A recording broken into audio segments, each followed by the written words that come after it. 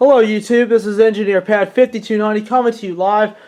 Today I'm going to do a product review of my Union Pacific Sdp35 by Atlas O. To give you a little bit of history about this unit, the Sdp35 was produced by EMD from July of 1964 to September of 1965. The power output was 2,500 horsepower. Engine type was a V16. The prime mover was a EMD 567D3A 16-cylinder engine, and there was only 35 of these actually produced. Out of the railroads that bought them, Union Pacific, as you see here, ordered 10 of them, numbered 1400 through 1409. Louisville and Nashville ordered 4 from 1700 to 1703. Atlantic Coastline Railroad ordered 1, which was number 550. Renumbered to 1099 to Seaboard Coastline Railroad 600, 1950, and later L&N 7035.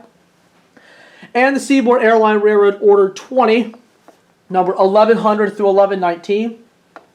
The Seaboard Coastline Railroad 601 to 620 from 1951 to 1970. And 1114 is at display in Hamlet, North Carolina. It is one of the few Sdp35s that still remain, that are still around.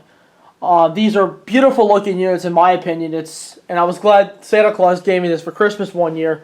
And I love Atlas. It looks great. It sounds great. And there are a couple of features I have not seen. So I'm going to go over some of the pros and cons of the engine and talk to you about some of the detail. The construction of the engine is pretty typical. It's pretty much what you expect on a diesel. And you have a plastic body with trucks that are stamped out. It's also under a stamped steel frame.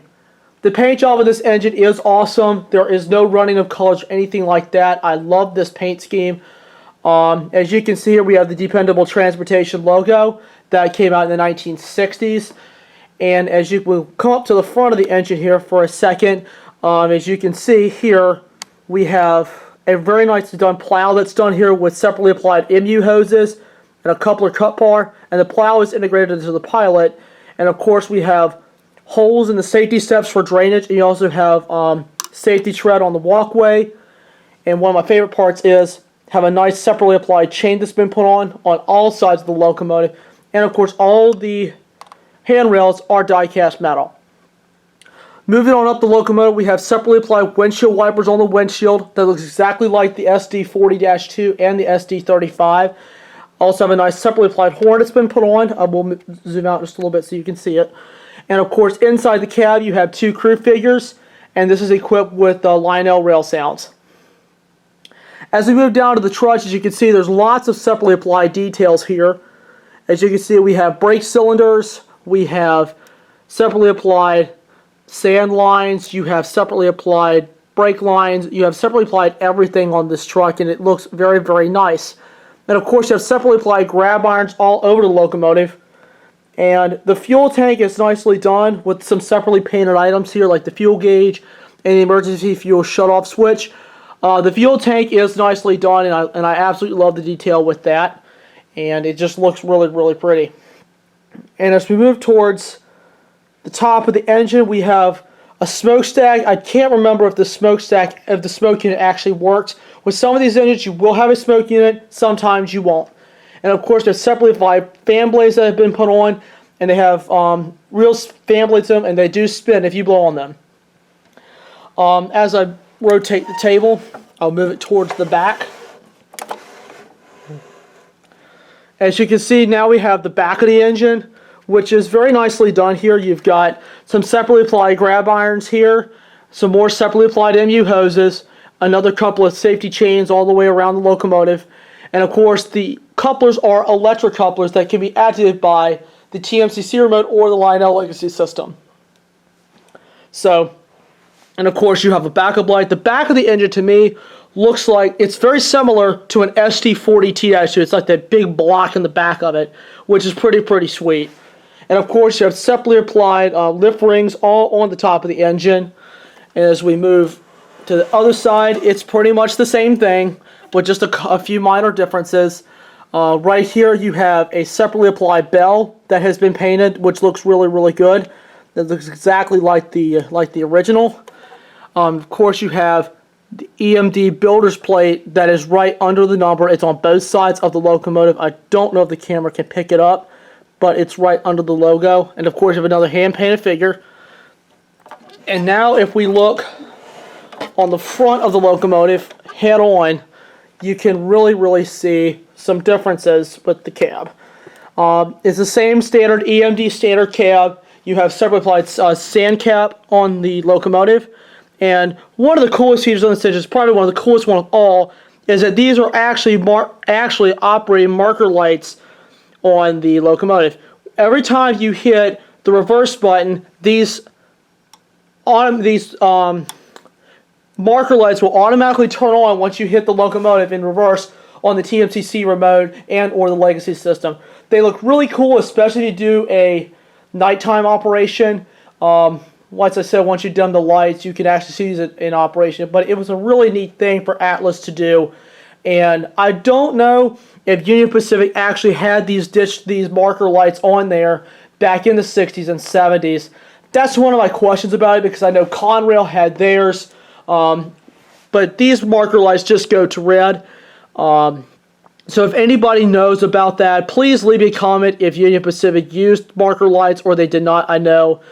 So on a lot of the newer engines, they do not have them, but I don't know what they did in the 60s and 70s if they actually had these on these units. But regardless of that, it looks really good.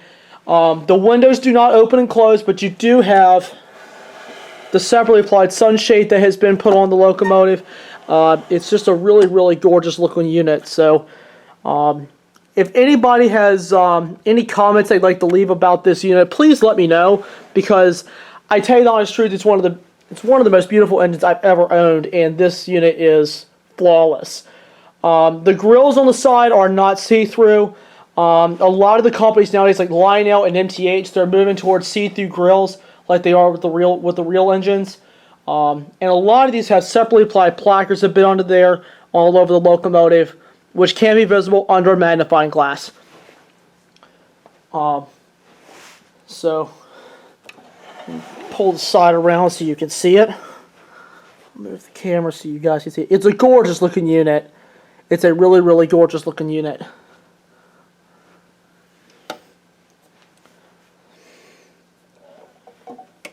And one little thing about Atlas, Atlas is good with their horns and their crew talk sounds. The sounds of this engine are just absolutely amazing. They don't have a lot of the regular crew talk. I mean, it's just like a little blurb for all the engines that they produce, but it's pretty cool. They also have tower comm announcements that's built in, and I have to give these sounds some credit because these sounds are amazing.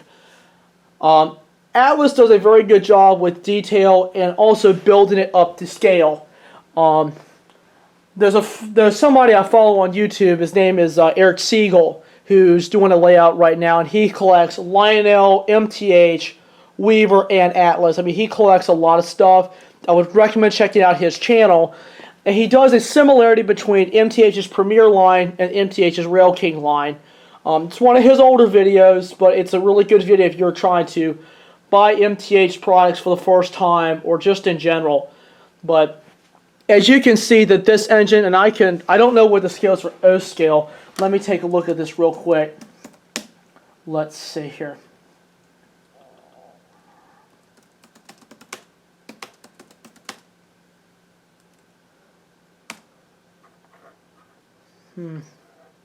I know HO scale is 1/87th. Let's take a look.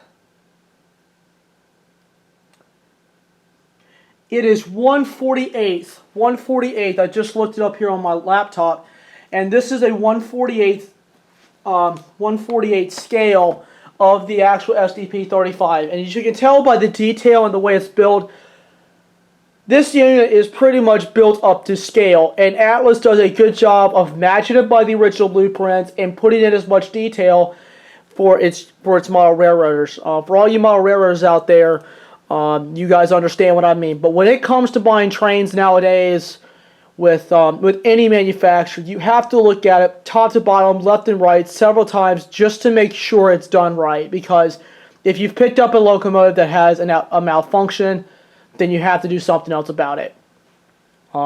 This engine is fantastic. I have a video on my YouTube channel. It's one of my older videos that I have of running this locomotive. I haven't done the review on it, that's why I'm doing it now. And of course, one last thing I did not cover was that the couplers on each end are electric couplers, which can be opened with open on either side with the TMCC or legacy remote. Cab 1 mode is classic TMCC, and Cab 2 mode is Lionel's legacy system. Legacy system is the updated version of TMCC. So anyway, that concludes this little review on this locomotive. Please check out Eric's channel, and please also check out my running video of this engine as well. I think it's, I don't remember the title, but it's on my channel. So anyway, that concludes this video. I'm Engineer Pat, and I will see you next time.